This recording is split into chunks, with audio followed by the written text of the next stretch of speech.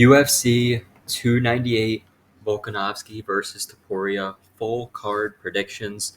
Starting at the bottom of the card, making my way to the top as always. First prelim opener of the night is Andrea Lee versus Miranda Maverick. In this one, I'm going with Miranda Maverick. I think a lot of it just comes down to Lee. Well, one thing is Lee just turned 35. I don't like that. I don't like that she's 9 years older in this matchup. I like that Miranda Maverick is the one that's probably improving at a faster rate. She's definitely the better wrestler of the two, and I do expect her to shoot takedowns and get takedowns here. Lee, I feel like her striking, although I hear a lot of people saying it's pretty good, her striking is a lot better than Maverick. Maverick doesn't have great striking. I mean, she was outstruck and pretty much dominated in the Jasmine just due to vicious fight. That was not the best look for her. The Priscilla Cachoeira fight, though, was domination. Shanna Young beat her, beat Sabina Mazo, lost to Erin Blanchfield, and then I believe she lost to another uh, top contender. Lost to Macy Barber as well. So she's only losing to girls that are, it's top 10 to top 15. I know you can say, what about Andrea Lee? But Lee's coming off of 3 losses in a row to Natalia Silva, Macy Barber, and Viviane Araújo. And I just think with Maverick, she'll be pushing for the takedowns. She can get the takedowns. I think Andrea Lee, she's just on the feet. Like she's all right, but she just seems a little bit stiff to me. I don't kind of get why I see so many people saying that Lee's a much better striker. Like I said, she probably is the overall better striker, but it's not like she's an amazing striker. You know what I mean? She's been outstruck in plenty of fights. She will just kind of stand there and walk towards you. I think she'll give Maverick openings to land takedowns, and I think that's the game plan here for Maverick to win. So I am going to be going with the prospect in Miranda Maverick to start the night. Doesn't help that Lee's coming off of 3 losses either. Next, we have Val Woodburn versus Oban Elliott. In this one, kind of 50-50. Or at first I was like, maybe Val Woodburn's worth a look. But then you look through his record, and he hasn't really fought anybody good. I mean, besides Bo Nickel, obviously, who's 4-0 and knocked him out in 25 seconds. So that's the only good opponent that Val Woodburn has fought up to this point. Before that, he's fought pretty much nobody's on the regional scene. The last two opponents went the distance with them. And then if you look through his last few, it just hasn't been against as good a competition as a guy like Oban Elliott. Oban Elliott's been fighting at a Cage Warriors, won a contender series in a fight that went the distance, close fight, but I think Oban Elliott will have the better cardio here. I think Val Woodburn's another guy. I don't want to say I can't compare Val Woodburn and Andrea Lee, but just in the fact that I think they're both stiff. I think Val Woodburn, he looks like he can hit really hard, but and I'm not saying he can't hit. If he lands clean on somebody, he could probably hurt them pretty badly. But he just hasn't shown me the ability. It's not like a really dynamic striker. He might just swing overhands, try to press Oban Elliott against the cage. I don't think his cardio will be as good as Elliott here. He is dropping down in weight. This is a 170-pound fight. Woodburn fought his last fight at 185, so a lot of things going against Val Woodburn here. We just saw Darius Flowers last week drop down a weight class, and we saw how that looked against Michael Johnson. Now, this is a different opponent in Oban Elliott, but I just think he'll be the one pressing more. He'll have the better cardio, and he's used to fighting at this weight class. Younger guy as well, so coming off a lot of wins in a row. I know he hasn't fought the greatest competition either, but I mean, I think Val Woodburn's game is pretty, it's nothing special in my opinion. So I do like Oban Elliott to get this one done. Third fight of the night. This one, a lot of people are going to disagree with. I'll say that right off the bat. Quinlan, Danny Barlow. I like Quinlan here. I do. I don't like him a lot. Like I don't know if I don't think he's worth a bet. Or maybe depending on what the line is, 165 minus. I just don't think Barlow deserves to be minus 200. Reasons why I don't think Barlow deserves to be minus 200. His best win of his career is against Raheem Forrest, right? And Raheem Forrest, I wasn't really impressed with that performance. I mean, I know he finished him. I know he's finished a lot of his fights, but the fight against where was it? Dustin DePuma a year ago against a 1-0 opponent, he was taken down and controlled, got his back taken, got mounted. The entire first round, he was getting controlled on the ground against a 1-0 Dustin DePuma. So it's like, I know he ended up winning that fight, rounds 2 and 3, but I mean, you're getting controlled for the whole first round. You lose the first round to a 1-0 opponent, and 1 year later, coming in here and you're fighting a guy that's a little bit better than Josh Quinlan. Not that Josh Quinlan's a world beater, but he has had a few UFC fights against solid competition. Trey Waters, huge guy for the division. Trey Waters, very tall, very good boxing. You could say the same about Barlow, but I think Trey Waters, his boxing style is a little bit different. He'll keep his hands down, he'll just poke at you. It was just something that Quinlan probably wasn't used to seeing normally, so that probably affected him a little bit. Knocked out Jason Witt in the first round. Witt kind of doesn't really have a chin, but still got the knockout. Logan Urban, um, that was overturned in a no contest because of PEDs. So I get why people are on Barlow because they're thinking Josh Quinlan, he's off the sauce. He's not going to have the power. He's not as good as Danny Barlow. But I know Quinlan's a black belt, right? So Quinlan's a black belt. Barlow got taken down by 1-0 opponent and he got mounted and got his back taken by that 1-0 opponent. I don't like to see that. You know what I mean? I don't like to see, and that, I know it was a few fights ago, but 1 year ago, you're letting that up. I think his takedown defense is very suspect. I think he could land a left hand down the chin in round one and win this fight. So, I mean, for me, I'm probably just gonna I'll pick Quinlan just because he's an underdog, and I think he deserves a little bit more respect than he's getting in this one.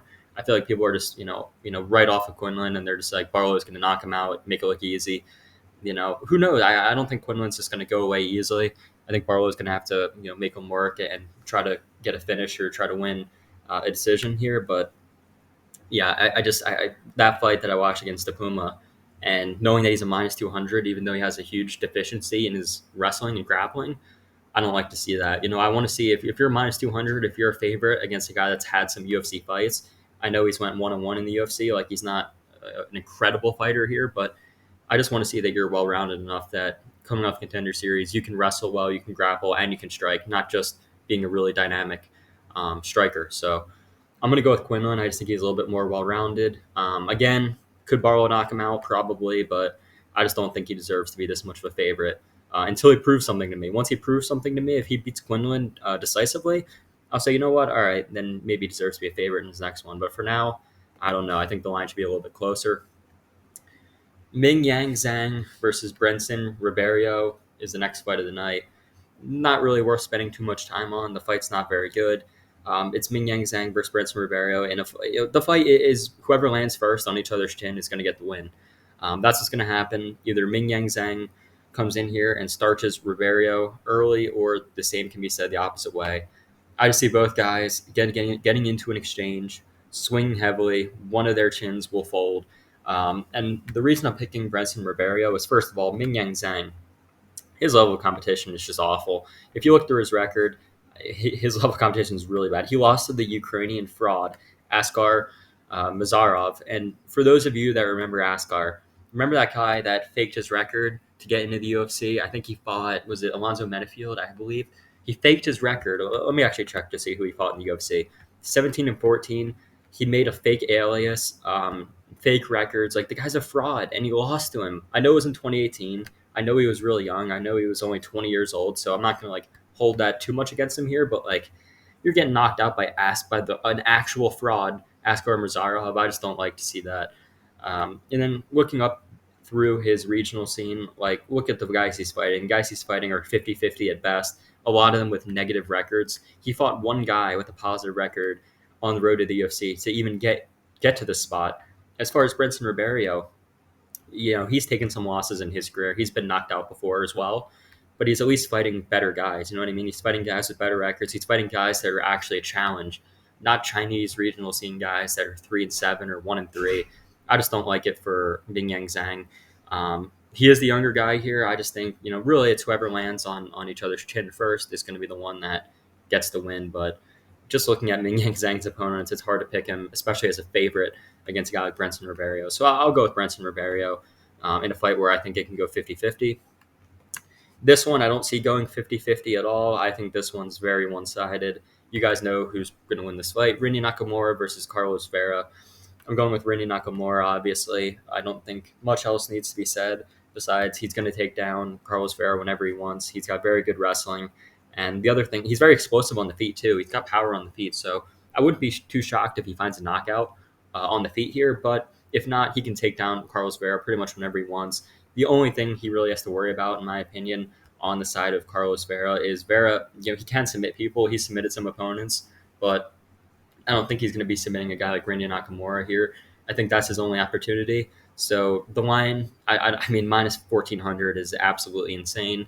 I don't even think it's not worth parlaying because it's minus 1400. You know what I mean? You get no value from it.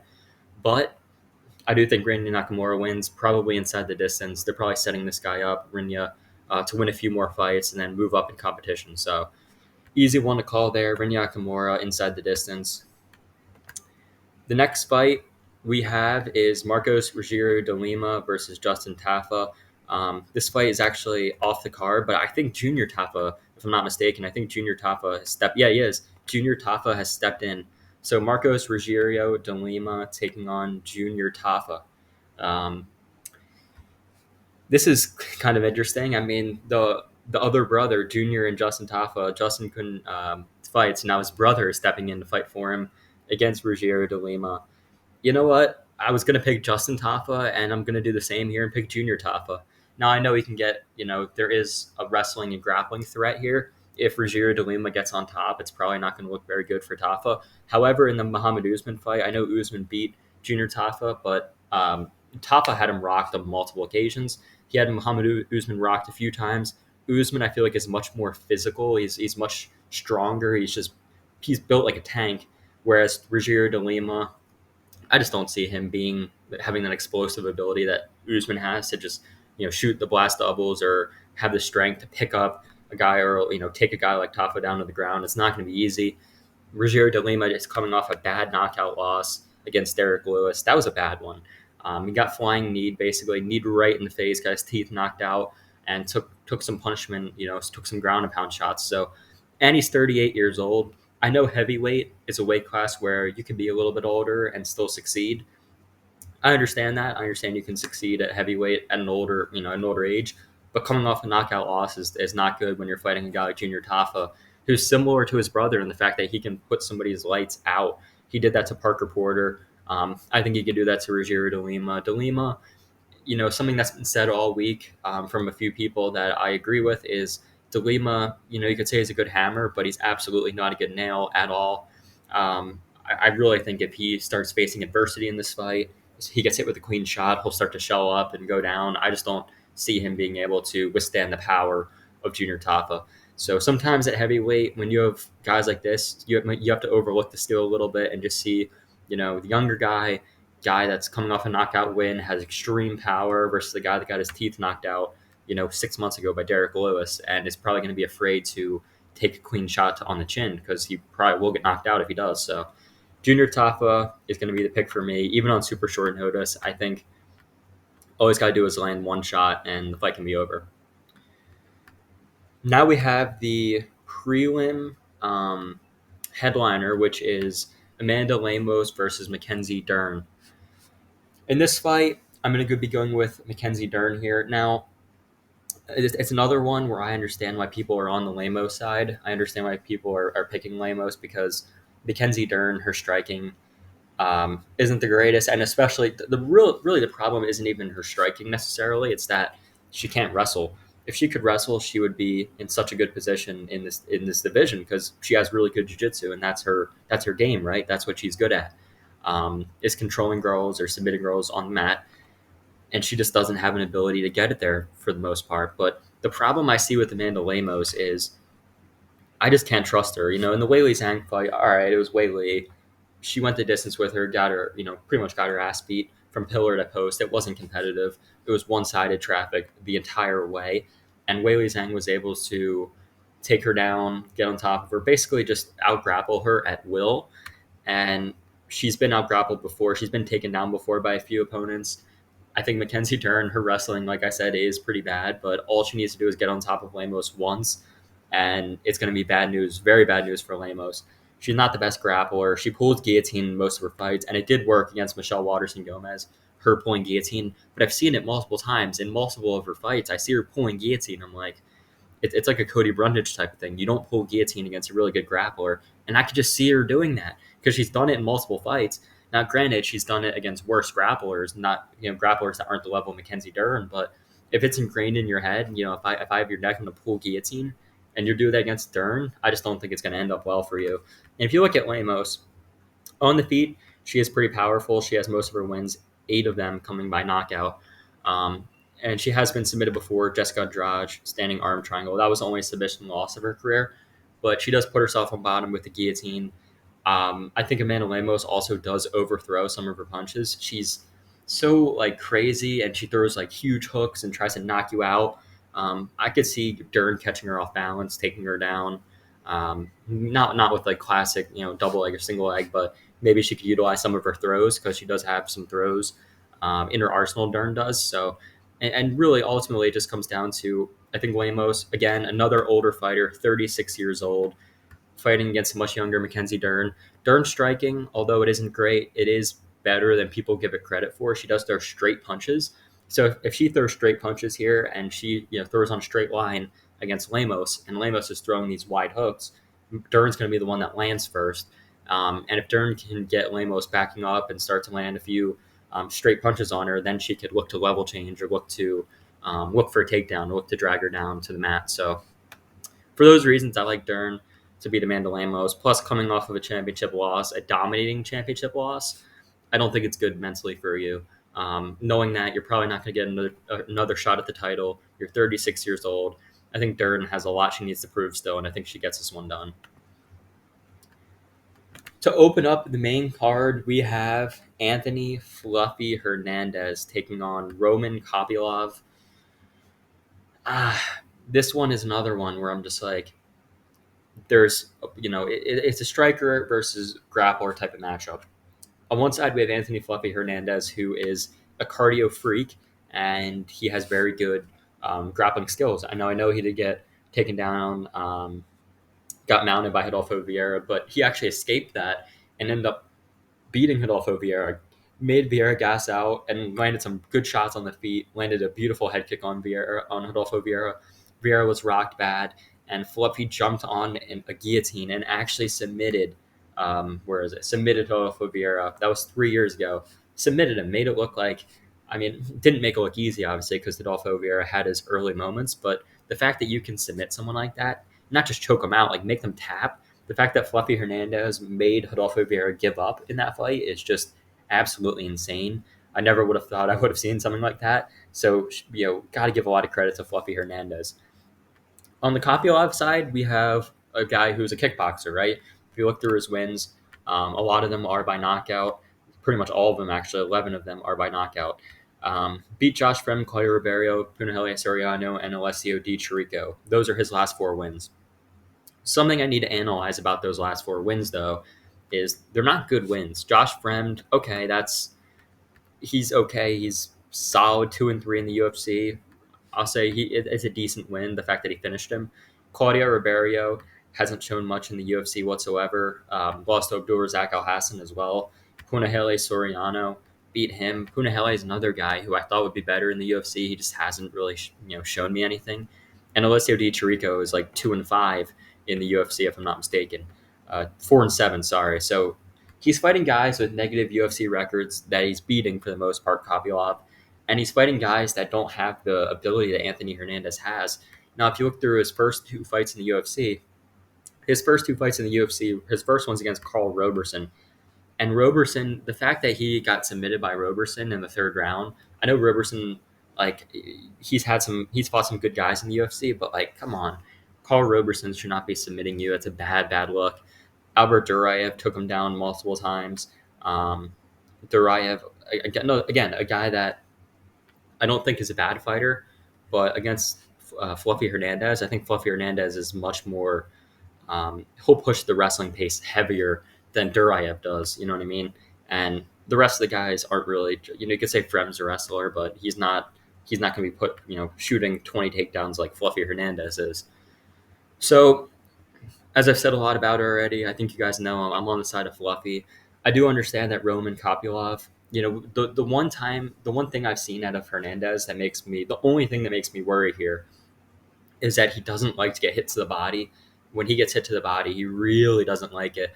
Multiple times he got not finished, but he got finished by Kevin Holland because he got rocked to the body and he dropped right away. He folded. And then where was the other fight where he got rocked? The Edmund Shabazian fight. Shabazian landed a clean body shot, landed a punch, looked like right on the liver, right to the stomach, and Hernandez was you could tell it hurt him bad. He was kind of shot like a desperation takedown, and pushed him up against the cage and kind of survived that moment. But you could tell Fluffy does not like getting hit to the body. Roman Kopylov, that's his path to victory. I think is finding a way early to land something impactful, like like a brutal knee to the body, maybe throwing heavy body kicks to kind of persuade Anthony Hernandez, Fluffy, from shooting those takedowns, from trying to push the pace with them. He might try to punish him for trying to push the pace by throwing those knees up the middle, knees to the midsection, or body kicks, whatever the case may be. So I think that is the path to victory for Kopylov, keeping this on the feet. If he stuffs the takedowns, listen, if Kopylov stuffs the takedowns and this is just a pure striking fight, he's going to look like a massive favorite. You know what I mean? I think it's pretty clear that Kopylov's a better striker. But we've seen Kopylov taken down before. We've seen him gas out, and not like death gas, like completely, can't move gas out, but like we've seen him tired. And Fluffy is a guy that will just pour the pace on you as the rounds go on. He's similar to a guy like Marab. I know he's not the same. He does. Marab, shoots more takedowns. Fluffy, loves to jump submissions and loves to, scramble from transition from one submission to the next. And that's what Fluffy likes to do. But that's a tough pace to keep up for a guy like Kopylov who has a kickboxing background. All of his fights come from knockout. He's not used to going the distance. He's not used to getting pressured, hard in those later rounds. Like Fluffy will pressure him. So I do like Fluffy Hernandez to get it done. I think Fluffy will be all over him for 3 rounds. Roman Kopylov has an early opportunity to land, something devastating like a head kick or, try to hurt for Fluffy Hernandez to the body. I think that's his best path to victory. But if he doesn't find that, I think it's just going to be Fluffy Hernandez just shooting takedown after takedown and gassing out Kopylov and possibly submitting him once Kopylov is tired. So I am going to go with Fluffy Hernandez to open up the main card. And also another thing about Hernandez for this fight, he's fighting right near. He is from California. This fight is in Anaheim, so that could add a little bit of extra support for him. He's fighting, right near his hometown. So I think that'll help Hernandez a lot here versus Kopylov having to come all the way from Russia. So that's just another added aspect, in my opinion. We move on to the next fight, which is actually a very interesting fight. I can't wait to see this. It's Merab, the Machine Dvalishvili versus Triple C, Henry Cejudo. Now, for those of you guys that have been watching the channel for a while, you know that I've been all over Merab lately. I picked him to beat Piotr Yan as a big underdog. He was like a plus 210, plus 215 dog. And I like Merab in that fight. And I said I'm picking Merab because I think his, not just his cardio, just his ability. Well, really, his cardio is what makes him the machine. The fact that he can shoot a bunch of takedowns, he doesn't get tired. He'll keep his foot on the gas for 15 minutes or 25 minutes. He could fight for an hour. You know what I mean? Like, he's just one of those guys. He won't stop fighting. His only loss in the UFC, if I'm not mistaken, is or he did. Where's his only loss? He lost to Frankie Sains by split, and then Ricky Simone. The Ricky Simone fight, it showed me. I know he ended up losing that fight, but it showed me that he's not willing to give up. He's not willing to give up. He's always gonna he's not gonna quit. He'd rather go to sleep than tap out or give up. So I know that Merab is going to be pressing the action 100% versus Henry Cejudo, a guy who's been pretty inactive. And by pretty inactive, I mean he's had one fight in the last, almost 4 years, and that was against Aljo. And he did look good in that. I mean, you could see he was maybe the ring rust got to him a little bit, but he eventually, turned the tide and had some good rounds. But at the end of the day, I just think Merab, this is more his time than Cejudo. Cejudo is talking about retirement. You guys know I hate to hear that. I can't pick a guy that's considering retirement. I just can't. I know that everyone's heavily on Merab. I know 79% of people. So a lot of people like Merab here. The money's pouring in on Merab. I think he was like a minus 180. Now he's minus 230. So, a lot of people are on Merab. So that, it is kind of concerning that so many people are heavily backing Merab. But in this fight, it's like Cejudo, is he going to have? I know it's 3 rounds, but Marab's cardio is just different. He'll shoot. Even he probably won't get a lot of the takedowns, but he'll still shoot him on Henry Cejudo. And if he sees that Cejudo is tired, he'll keep pressing the action and make him even more tired and more gassed out.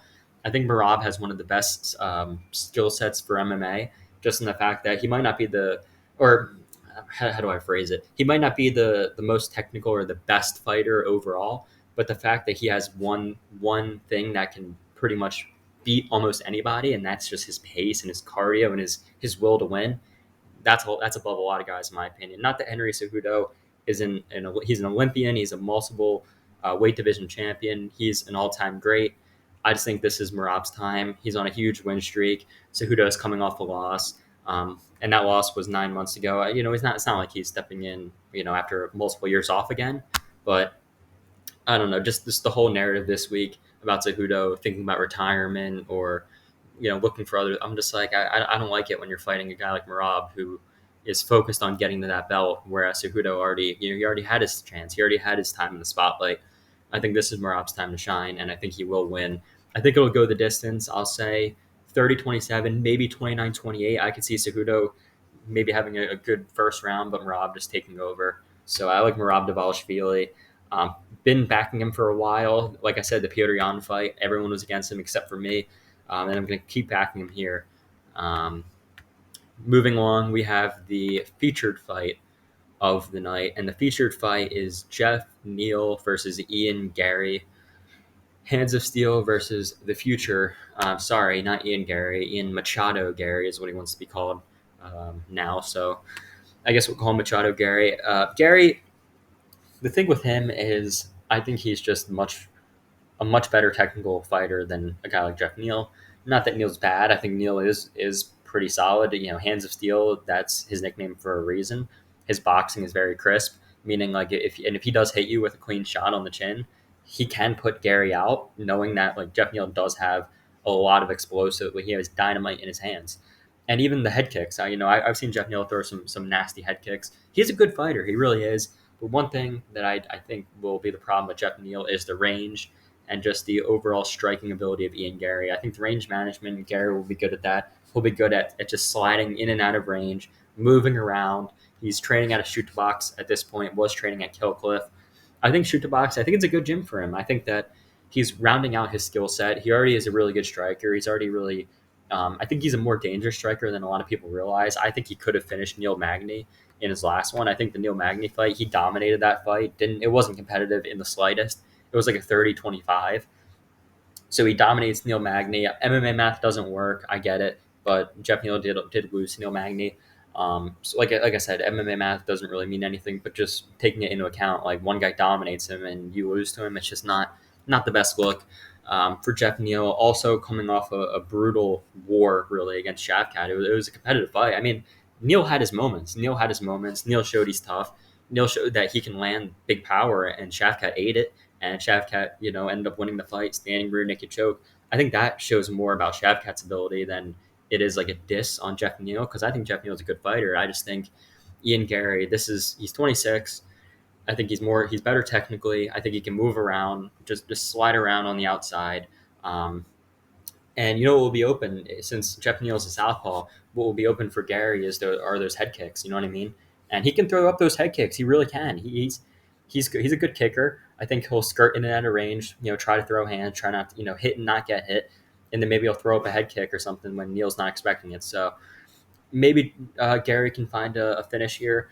If it goes the distance, I also think that it's going to be Gary's fight, because if Neal doesn't get him out of there, if Neal doesn't find like a big moment to knock him out, I think Gary's just going to outpoint him for 3, make it look easy on the feet, just show that he's the next level of striker. And another thing about Gary, well, I already mentioned the Oliveira. Working with him is helping his submissions, helping his grappling skill set. That's always a good thing. Like I said, being well-rounded. You don't just want to be a good striker. You want to be a good grappler. You want to be good everywhere. So I do like that he's training with Charles Oliveira's team, Shoot to Box. I like that. Only improving Gary. I know people don't like him. I know people are, they talk about the WAG thing and this and that. Like, I get it. He can be a little bit unlikable, but the fact of the matter is you have to recognize his skill set and recognize how good he is as a fighter. And I think he's just too good of a fighter for Jeff Neal. I think Gary wins, either finds a finish, maybe a late finish, catches Jeff Neal with something, or just picks him apart for 3 rounds and wins a decision. Co-main event of the night, we have Robert Whitaker versus Paulo Costa. I'm going to go with Robert Whitaker here to beat Paulo Costa. Now, I was really considering picking Costa. So this whole card is it's tricky. I mean, a lot of cards are tricky. I do have some conviction on certain fights. If you guys go through the video and kind of look at different breakdowns I made. This one, I don't have an extreme conviction that Whitaker is going to win. I don't like. I mean, I wouldn't bet him at -250. I think that's a little bit like it's a little bit dangerous because he just is coming off a knockout loss 7 months ago. He's had a little bit of time to recover, but like I don't. I really don't like that he's coming off that loss. I really don't at all. Dricus is a guy that is a champion for a reason. Dricus is a guy that will keep coming forward and he'll meet you. He'll either meet you in the middle or press you back. Like he's not a guy that's gonna let you dictate the pace and let you, bully him. He's gonna be the guy that goes in there and bullies you. The same can be said of Paulo Costa. He wants to be the bully here. He wants to be the guy that is coming forward and landing the big strikes and kind of crumble. He wants to crumble Whitaker. He wants to make him fold, like Whitaker has folded a few times before. But the thing is, Whitaker only really, I guess you could say, folds against the top guys. And by the top guys, I mean he lost to Israel Adesanya in 2019. That was basically when Adesanya was at his peak, or a few years ago was when Adesanya was like really lighting up everybody. Um, and you could say the same about Costa. Costa also got knocked out by Adesanya. So both guys have finished losses to Adesanya. He actually had a really competitive second fight against Izzy. Whitaker did just went to show that his chin is a little bit concerning, but if you don't clip him, if you don't knock him out, he's going to be game for 3 rounds. So will Costa be able to lay on the pressure and get to Whitaker? I think that's his should be his strategy here. His strategy should be take the fight to Whitaker, try to be the bully. You can't be the one moving back. You have to be the one that's always constantly pressing forward and trying to do something similar to Dricus. I don't think that's going to be the case here. I do think Robert Whitaker. I think Dricus. I know, it's but even me, like I've thought Dricus. I thought he would lose to Strickland. I was very impressed that he went the distance, even though I think Strickland could have won that fight. I think that Dricus did show us that he's championship caliber. He showed us he'll press through the pain. Like he was getting, his eyes were swollen up and he was still fighting. And a guy like Costa, his last few fights, Luke Rockhold, that was in Salt Lake City. That was at elevation. That was high elevation. So I understand why he gassed out.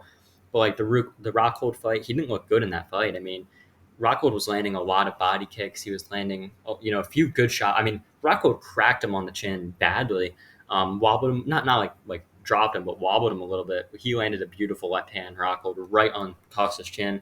Costa ate it and kept moving, but it's just one of those things. Like if Whitaker can kind of dance around and even land some big shots on you. I don't know if Whitaker, I don't think he'll be able to knock out Costa, but if it goes to 3, I think Whitaker will be the one that is just the better overall technical MMA fighter. Marvin Vettori, it was 2 years ago. And another thing that I have to mention about Costa, one last thing I'll mention for this fight, is that Costa is pretty inactive.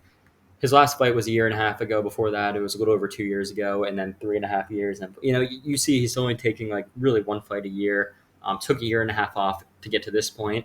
I just think that Robert Whitaker, they're almost the same age too. So it's if you're saying that Whitaker's on the decline, I don't think that you can say Costa's on some sort of like huge incline coming off a win over Luke Rockhold where he got cracked multiple times. So I like Robert Whitaker. I think he's fought. He's only really lost to the best of the best. Everyone else he makes look pretty. I mean, Marvin Vettori, he made that look easy. Now Vettori doesn't have the power. I don't think he has the finishing ability that Paulo Costa has.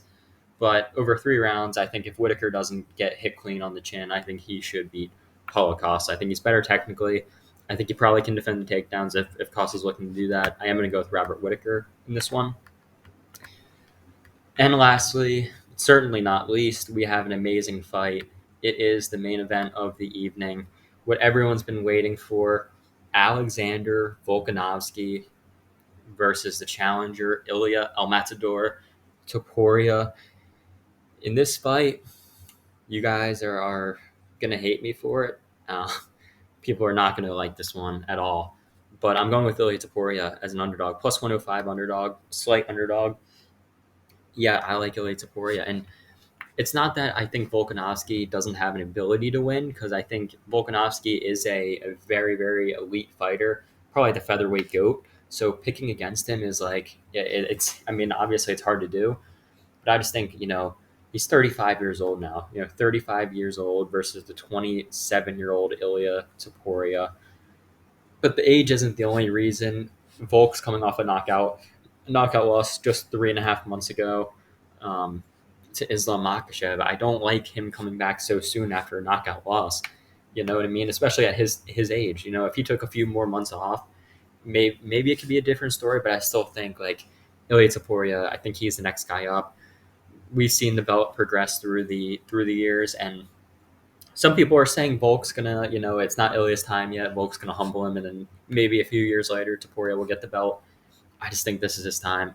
I do. I think it's his time. It's not just I think it's his time, and that's why I'm picking him. I think his boxing is definitely. I think he has faster hands, in my opinion. Volk has fast hands. Volk can get to the target quickly and light guys up. Like he before he finished Yair with a ground and pound, he did rock him, hurt him badly. Had Yair up against the cage, and Yair was just like he kind of wanted out of there. You could tell just because of how much he was rocked by Volk. So I don't think it's fair for Ilya to say Volk doesn't have power. I think that's a little bit disrespectful. I mean, Volk does have power. I mean, he's not like known to knock guys out with one punch, but the dude's got some heat. He's got some heat in his hands. You know what I mean? He's not a weak puncher. He can hurt guys if he lands clean on them, and he's shown that in a few of his fights. I mean, he does a lot of damage to guys as well. You know, Korean Zombie did a ton of damage to him. Zombie didn't go down, but he didn't get like KO'd like brutally, like knocked out bad. But Volk did TKO him, taught him. I don't want to say taught him a lesson, but just kind of beat him from pillar to post. I just don't think Ilya Taporia is going to get beat from pillar to post here. I think the guys that Volk's been fighting at featherweight. Let's not even think of let's completely forget the knockout loss for a second, and let's just look at the featherweight fighters that he's been fighting recently. I know he fought Max Holloway in the trilogy and he beat Max. So it's a great win to have. Max Holloway, great win to have. I think Volk is a really tough stylistic matchup though for Max Holloway. I think stylistically, Volk has really good cardio. He has ability to hang with Max for 5 rounds, something that Max usually uses as to an advantage. His cardio and his ability to put punches together, punches and bunches, combinations, is something that Max likes to do, but he's not much of a power puncher. So Volk was able to beat him 3 times. Even he had some close moments. The second fight, I believe, was the closest fight. Second fight, a lot of people were saying Max could have won, but nonetheless, Volk did win 3 times against Max Holloway. But in the fight against Yair, he got cracked a few times on the chin. Now he did look, for the most part, look dominant in that fight. But he did get cracked a few times on the chin. He did get hit by a guy that's a much worse boxer. Yair Rodriguez is a kicker. He's not a boxer, and the fact that he landed some good punches on the chin of Volk, and now he is a little bit more, he is kind of more unorthodox because Ilya is more of a very traditional type of boxer. But man, like if Yair can land on you, I'm just a little bit nervous if Ilya lands a clean shot on the chin because he throws heavily. He throws hard punches. Everything he's throwing, he wants to knock you out. And when we go to the Ilya side, he has faced adversity. I'm not going to act like he's just been dominating everyone. The Jai Herbert fight, I get it. I get it. He got head kicked by Jai Herbert, and he was really, really hurt from that. But the fact that he survived, the fact that he got head kicked by Jai Herbert, a guy who's up a weight class at 155, a guy who's, Ilya took that on short, like he took that up a weight class, knowing that he's a featherweight, taking that at lightweight, and still finding a way to knock Jai Herbert out cold. Say what you want about Jai Herbert's chin. I mean, the dude knocked out a 55 or out flatlined him, like put him out. One of the nastiest knockouts I've seen. Brutal combination. Went to the body, went up top. Like it's just his boxing is incredible in my opinion. His boxing is next level. And if he lands one of those combos, it's not easy to land it on Volk because Volk will try to chew up the legs. I think Ilya knows that Volk's game plan here is going to be trying to I think there's 2 things that Volk might want to do here. The first is skirt around the outside and just try not to get hit by Ilya while maybe kind of blitzing in at certain moments, blitzing in, landing some leg kicks, try to get Ilya off his game. Not just the leg kicks, but also maybe blitz in, mix up the kicks and the punches, leg kicks, mixing them into the punches, move around, constant movement, constant in and out, try to confuse the younger fighter, the guy that doesn't have the experience. So I think Volk will try to do that. He'll try to drag Ilya into deep waters. And I can see him also trying to lean on the wrestling here. I can see Volk shooting takedowns. Even if he gets Ilya down, I think Ilya is a good enough grappler where he won't get submitted and he'll work his way up if he does get taken down by Volk.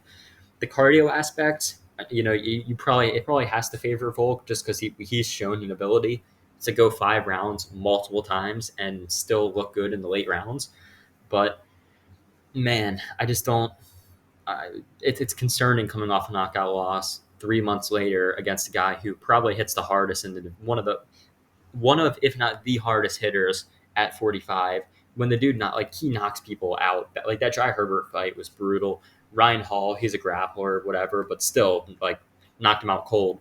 Damon Jackson slumped him. Um, Bryce Mitchell, I mean, I know he got taken down in the first round by Bryce Mitchell, but look what happened in the second round. Landed a beautiful combination. Right hand was the last punch of the combo. Right hand, right to the chin of Bryce, dropped him, and basically ragdolled him in the grappling. I mean, I know Bryce was already probably hurt from the striking, but the fact that he was able to just arm triangle Bryce that easily, and he made him tap, he made him give up like that easily. Like it wasn't like Bryce was trying to fight it. He knew it was over. It just shows to me that Ilya's like he is that guy. Josh Emmett, another one, that was his first 5 round main event in the UFC, and he made it look easy. It wasn't competitive really. I mean, early on, he took his time, kind of made his reads, made his adjustments, and look at some of the just if you guys haven't watched the Josh Emmett fight or you don't really remember that fight, just go back into those certain rounds and just watch some of the combos he landed on Emmett. Just watch like some of the stuff he did against Emmett. I was so impressed. And Emmett is not the striker that Volk is, but Emmett has a lot of power, so you can't discredit Josh Emmett. Like he can knock anybody out. We saw the Bryce Mitchell fight. Josh Emmett knocked him out with one punch. So he has not legit knockout power. And Ilya was just gliding out of the way of all the big overhands, all the big shots from Emmett, and he was landing his own nasty combinations. Out grappled Emmett, beat him up on the feet, made it look easy. And for this one, I think he will face some adversity. I think Volk will test him, but I think Ilya finds the chin. I've been saying it. The line is closed a little bit. I think Ilya opened like minus or plus 160, and now he's plus 105. So money has come in on Ilya. Um, there also is a lot of money coming in on Volk as well to kind of even out the line to push it back in Volk's favor. Because I think the line was like minus 110 on both sides or something like that. And then I guess money's come in on Volk now to push him into a slight favorite. But regardless, I do think this is a passing of the torch. Love Volkanovski. I have nothing but respect for him and everything he's done in this sport. But every champion has their day where it's time to pass the belt on to the next guy, the next guy that I think will be a future legend in this division in Ilya Taporia, a guy who's only getting better, 27, improving fight after fight, has looked dominant in a lot of fights, and even in the fights where he didn't look dominant, like the Jai Herbert fight, like he still pressed, he got head kicked and he ended up eating that, getting a takedown on Jai, and then ended up winning the fight by knockout. So he can come back from adversity. We know what Volk's going to try to do. I think we all know what Ilya's going to try to do: pressure him, just put the hands on him, and I think he does find a knockout over Volkanovski here. So that will be my last pick on the card, and that will round out UFC 298, Volk versus Taporia. Pretty good card. I think the main card's excellent. The main card is fantastic. Can't wait to watch every single one of these fights. Even the prelims is solid. There are some interesting fights in the prelims, but thank you guys as always for watching, and I will see you in the next one.